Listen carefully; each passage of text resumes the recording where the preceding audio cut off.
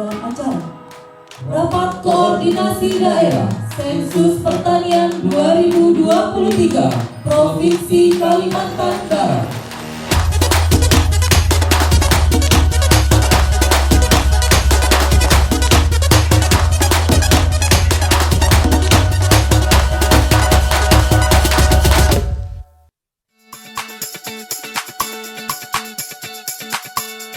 Kita akan melaksanakan rilis hasil sensus pertanian 2023 yang merupakan rilis tahap pertama. Alhamdulillah pada tahap 1 ini insya Allah nanti akan kita rilis angka hasil sensus pertanian 2023. Acara Rapat Koordinasi Daerah Sensus Pertanian 2023 Provinsi Kalimantan Barat pada hari ini saya nyatakan secara resmi dibuka.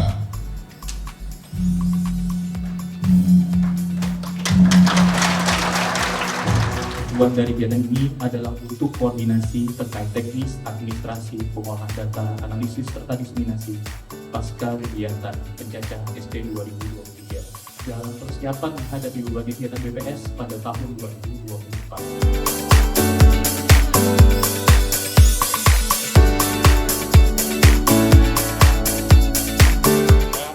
Untuk yang mengalami teknologi digital kan yang punya adalah anak-anak muda dan pertanian kan berkurang. Kegiatan BPS kita di mana kita ini adalah keluarga BPS Badan Pusat Statistik, pasti saya yakin akan banyak berubah. Hanya perubahan seberapa besar perubahan yang kita bisa embrace, yang bisa kita tangkap dan harapan kita percepat. Point of interest gitu kan kita gabungkan, dan ini kita pakaikan zona statistik sehingga dia kan akan bikin menjadi grid ukurannya, misalnya ada yang 30x30, ada berapa meter, kita buat menjadi zona statistik gitu. Nanti ini kalau banyak KS yang komutasi bisa lah baca buku yang tadi saya utarakan. Apakah boleh nanti misalkan kita menggunakan data itu sebagai analisis atau produk-produk BPS yang dihasilkan, katakan begitu, atau kalau di itu ada namanya secara konten balance gitu kan? Seharusnya berani saja Indonesia, karena tidak ada guidance, dan harapannya adalah kita menjadi lead untuk bisa memberikan guidance terutama untuk menggunakan data-data alternatif untuk menjadi data ofisial. Karena mempengaruhi bantuan sapi dengan vaksin yang telah diberikan kepada sapi tersebut. Jadi Februari, Maret, April, Mei itu sudah sebenarnya sudah selesai kita mendata. Nah, di Juni itulah kita melihat kualitas datanya.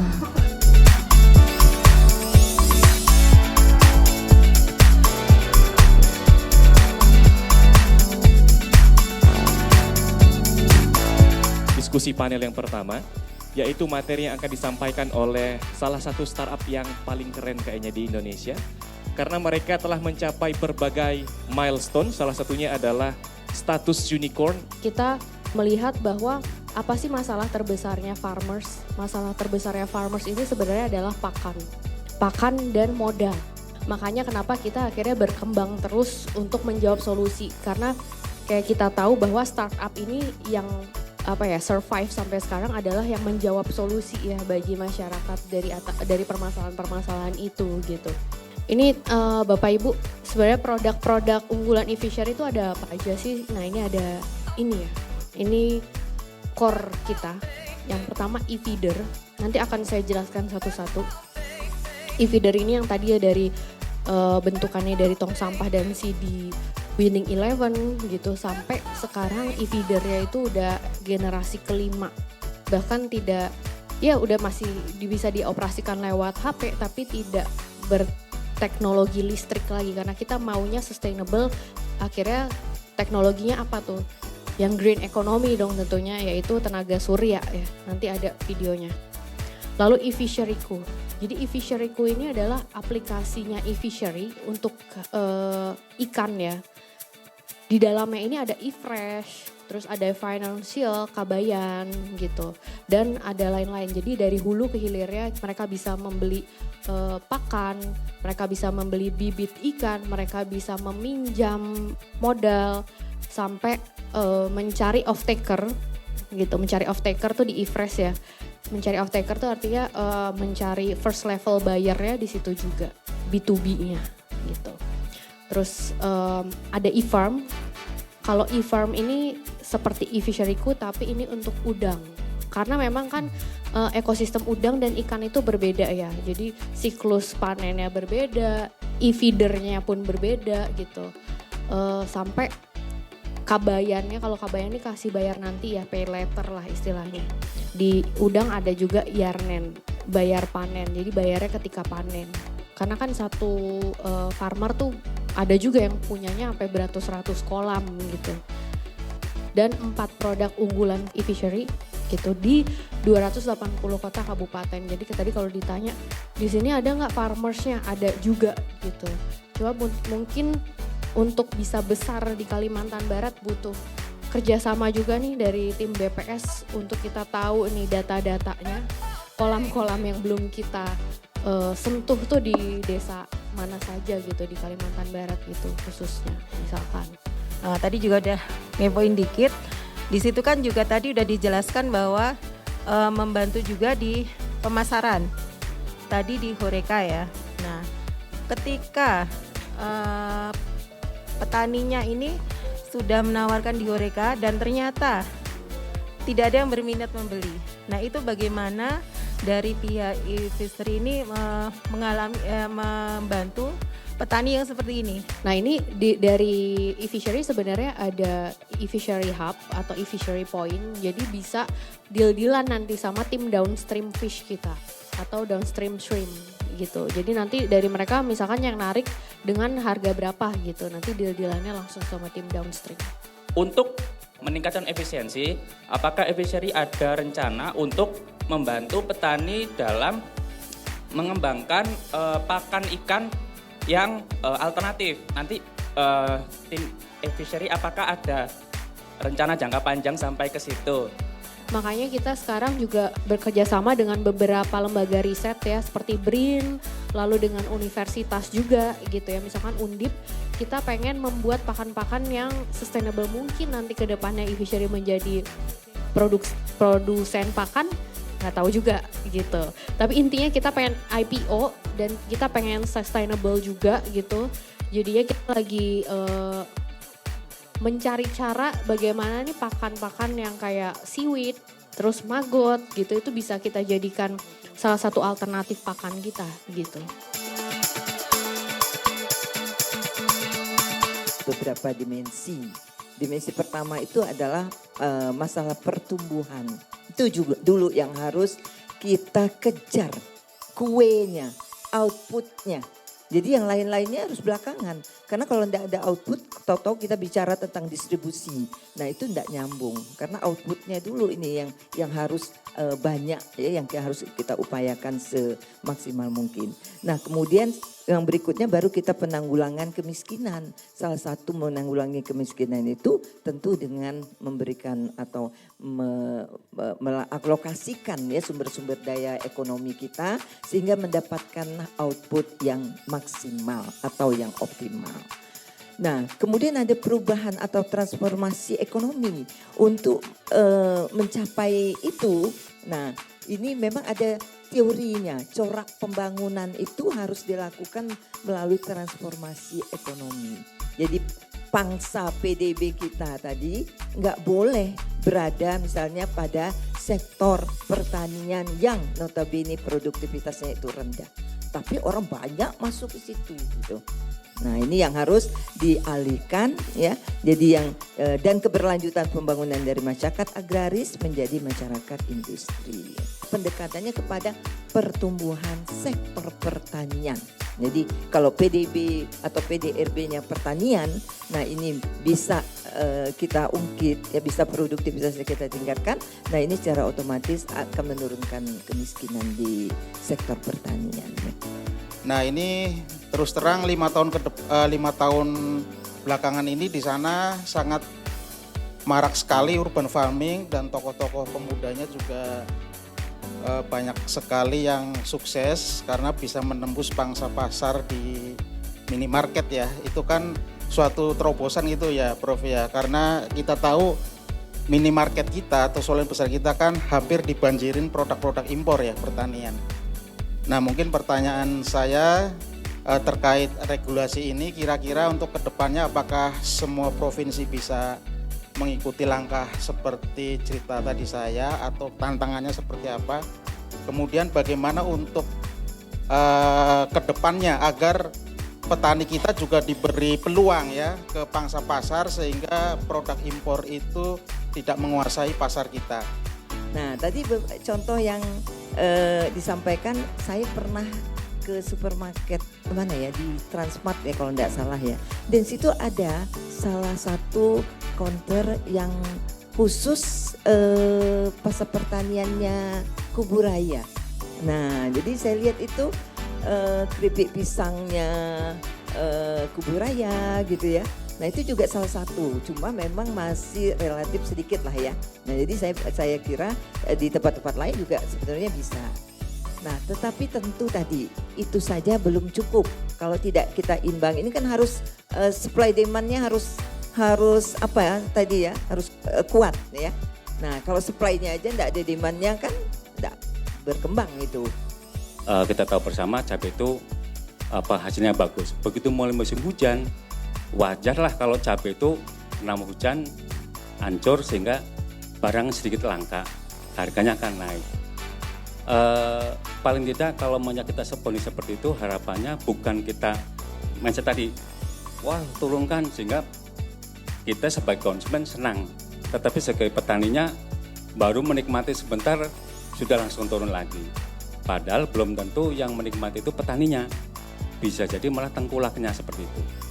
Tantangan ke depan ketika itu tadi branding mencoba untuk mengangkat, tetapi keadaan di lapangan yang sulit dihindari atau bahkan secara alamiah akan terjadi seperti itu. Sehingga pada akhirnya secara umum masyarakat untuk jadi petani itu dalam tanda petik mungkin enggan atau siapa sih yang mau seperti itu. Ketika harga naik apa iya kesejahteraan petani juga meningkat, atau jangan-jangan ada tengkulak-tengkulak yang bermain di situ yang justru disitulah kesejahteraannya. Petani tetap dengan untungnya Rp50 katakanlah atau Rp100 ya tengkulak yang main Bu. Ini menarik Bu, artinya keseriusan pemerintah seperti apa Ibu memandangnya, juga peluang petani untuk bisa memang mengangkat derajat dan mengentaskan kemiskinan. Silakan Bu Profesor.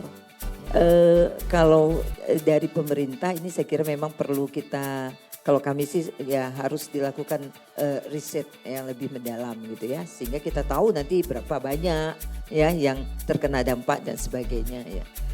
Ini sebuah solusi lah ya yang bisa juga kita lakukan. Nah tetapi tadi yang kaitannya dengan harga bahan pertanian yang naik, nah ini kita sependapat sebetulnya Pak. Kalau harga itu sebetulnya kan tergantung pada tadi ya, supply demand-nya. Kalau ini ada produksi, ada konsumsi. Sebetulnya kalau pakai teorinya ekonomi itu sudah selesai dengan dua itu ya. Jadi kalau supply demand-nya, produksinya permintaannya banyak, produksinya nanti akan naik gitu ya. Nah, sehingga harga yang terjadi itu adalah harga real.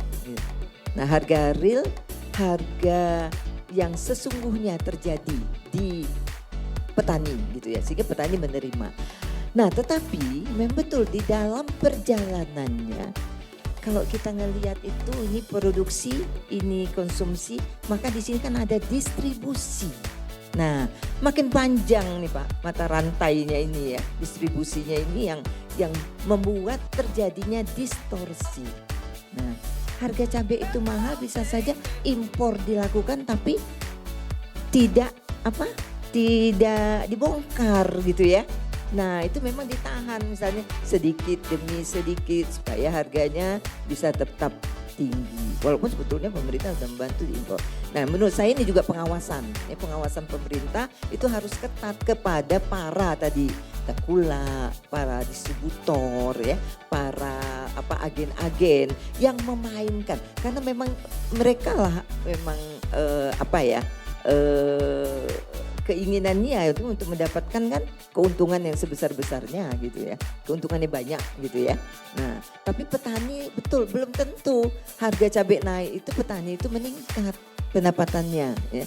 Paling meningkat ya sebagian kecil menurut saya. Jadi bukan secara keseluruhan dan bukan secara permanen. Nah, ini yang harus kita jaga.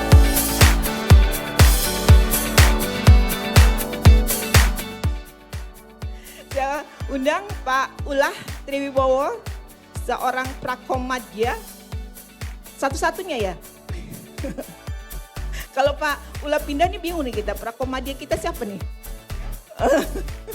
Silakan Pak Ulah untuk naik ke atas pentas dan juga, oh ada musiknya ya.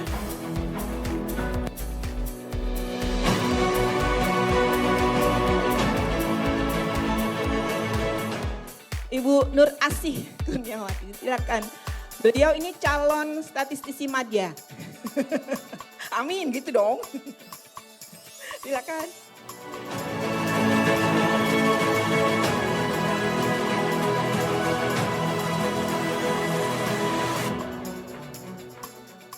Ini warna di penilaian di quality gate.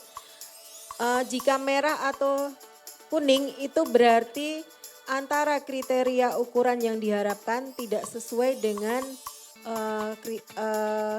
realisasi yang ada di teman-teman sekalian. Kemudian ketika hijau berarti antara kriteria yang sudah ditetapkan itu sesuai dengan yang ada di daerah masing-masing. Nah, ini untuk realisasi survei neraca produksi selama tahun 2023. Untuk kegiatan survei SEA, ini alhamdulillah sudah mencapai 100% dengan kondisi sampai saat ini. Kemudian untuk SKSJ, survei khusus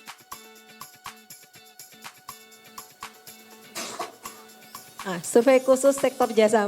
Mohon maaf ya, ini karena sudah hampir 1 tahun nggak di neraca ya istilahnya, jadi perlu call a friend untuk menanyakan kepanjangan dari masing-masing survei. Nah, ini untuk SKSJ itu 100% juga. Kemudian SKNP, survei khusus neraca produksi itu juga 100%. Dan SKTNP jasa juga SKTNP barang, yaitu survei khusus triwulan neraca produksi itu alhamdulillah 100% semua. Dan kita tahu ya, kerjasama tim itu adalah cara orang biasa untuk mencapai tujuan yang luar biasa. Terima kasih. Ada permasalahan di internal dan ada permasalahan di eksternal sebagai tantangannya, ya. Tantangan internal dan eksternal itu tidak bisa kita hindari untuk IPDS karena IPDS bersentuhan langsung juga dengan pihak luar. Walaupun semua pada dasarnya bersentuhan dengan pihak luar, tetapi lebih banyak di IPDS yang bersentuhan dengan pihak luar. Kalau internalnya apa? Sebenarnya ini, kita hadapi adalah dengan adanya Perka 84 tahun 2023, maka kita diberhadapkan dengan wilayah KEPI dan PEPI. Saya tidak tahu apakah teman-teman mensyukuri bahwa kita untuk yang KEPI itu hanya ditetapkan di Kota Pontianak, sedangkan PEPI di sisanya. Ya, ini penetapan berdasarkan Perka 84. Apakah teman-teman mensyukurinya atau mendukacitakannya? Itu tergantung kepada sikap kita. Kenapa kita mensyukuri? Kalau kita syukuri adalah karena banyak yang dipangkas ketika kita dalam situasi dengan menggunakan KEPI. Tetapi ketika kita PEPI maka proses itu akan panjang. Sampai saat ini 13 kabupaten dan 13 kabupaten kota Singkawang, yaitu untuk kota Singkawang itu masih PEPI.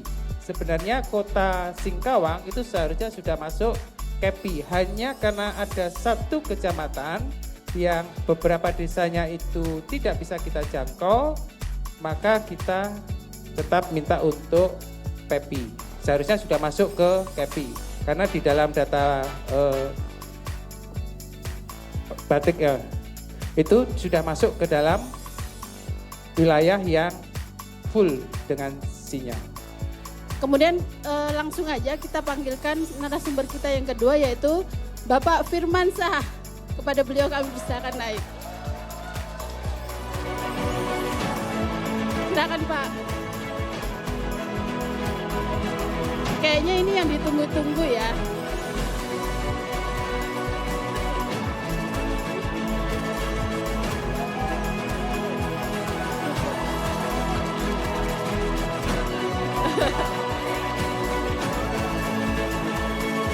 Saya sifatnya menyampaikan aspirasi teman-teman tim sosial untuk diketahui oleh kita semua ya. Kita berbagi kemarin juga berdasarkan pengalaman tahun-tahun sebelumnya 2022 2023 ya, penuh perjuangan ya, ada Reksosek ya. Kemudian ya pokoknya teman-teman sudah menghabiskan waktu dan tenaga untuk bisa menyelesaikan semua pekerjaan.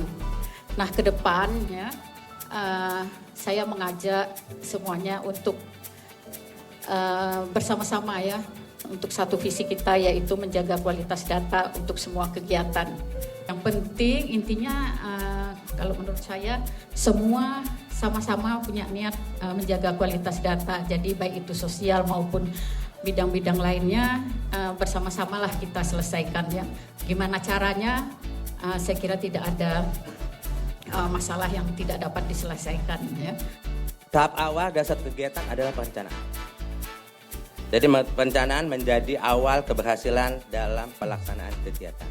Tanpa perencanaan yang matang, maka pelaksanaan kegiatan tidak akan berjalan mulus. Itu. Nah, artinya apa? Artinya di dalam kita melakukan suatu kegiatan, kita harus merencanakan sedetil mungkin. Jangan sampai, oh Pak ini petugasnya yang mengundurkan diri, oh Pak ini seperti ini, oh Pak seperti ini gitu. Perencanaannya sudah matang. Bapak dan Ibu sudah melakukan rekrutmen petugas terakhir kemarin tanggal 30 November. Dan nama-nama yang direkrut itu akan masuk dalam perkap.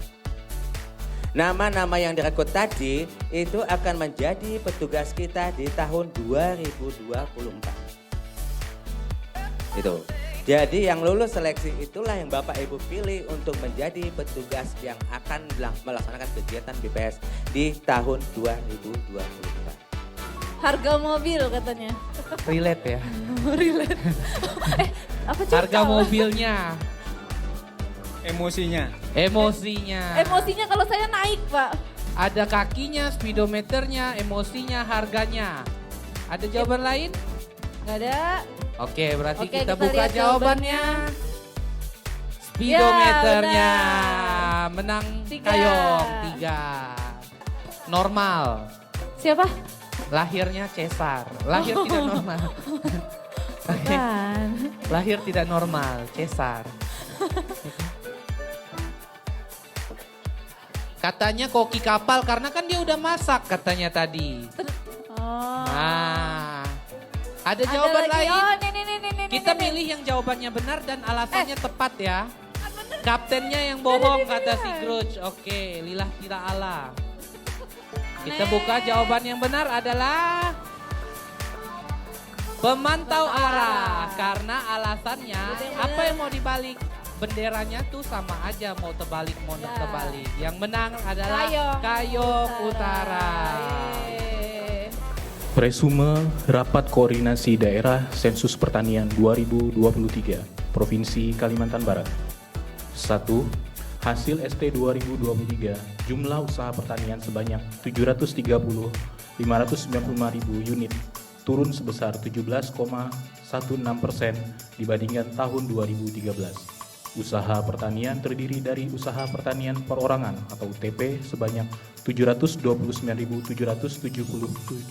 unit, perusahaan pertanian berbadan hukum UPB sebanyak 427 unit, dan usaha pertanian lainnya atau UTL sebanyak 392 unit. 2. Pengelolaan administrasi perlu ditingkatkan agar sejalan dengan kegiatan teknis dan lakukan evaluasi secara berkala untuk BPS yang lebih baik. Kegiatan teknis dan administrasi harus berjalan secara harmonis. Penghargaan untuk Survei Angkatan Kerja Nasional.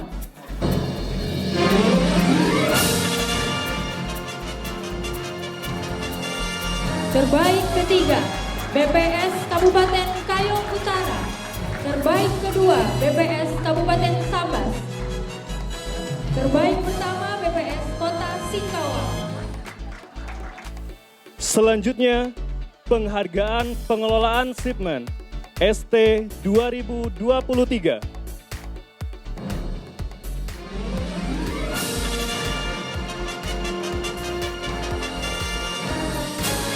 Terbaik ketiga, BPS Kabupaten Sekadau. Terbaik kedua, BPS Kabupaten Sambas. Terbaik pertama, BPS Kota Singkawang. Alhamdulillah dengan selamat, lancar, dan dimudahkan. Dan tadi semuanya sudah diresume dan dibacakan oleh Ketua Panitia. Hasilnya yang saya dengar tadi dan sekali lagi saya baca tadi untuk bisa dipedomani oleh kita semua dalam kegiatan statistik di BPS Kabupaten Kota di tahun 2024. Terima kasih kepada panitia dan seluruh peserta yang telah ikut aktif dalam penyelenggaraan Rakorda dan juga merencanakan kegiatan tahun 2024. Jadi kita mau menghapus di LHP-nya itu agak susah kalau berulang walaupun kita sudah bisa memenuhi kekurangan yang ada. Sehingga sekali lagi saya mengharapkan teman-teman semuanya untuk bisa memperhatikan tadi yang disampaikan oleh Kabak Umum dan saya sampaikan tadi di Komisi Kepala untuk menjadi perhatian kita semua. Sebelum mengakhiri acara kali ini, marilah kita berdoa agar apa yang telah kita laksanakan dalam 2 hari ini mendapat ridho dari Allah, Tuhan Yang Maha Esa. Izinkan saya memimpin doa dengan cara Islam. Bapak Ibu hadirin sekalian, mohon berkenan menyesuaikan dengan agama dan keyakinan masing-masing. A'udzubillahi minasyaitonirrajim. Bismillahirrahmanirrahim. Hamdan syakirin, hamdan na'imin, hamdan yu'afi ni'amahu wa yukafi mazidah.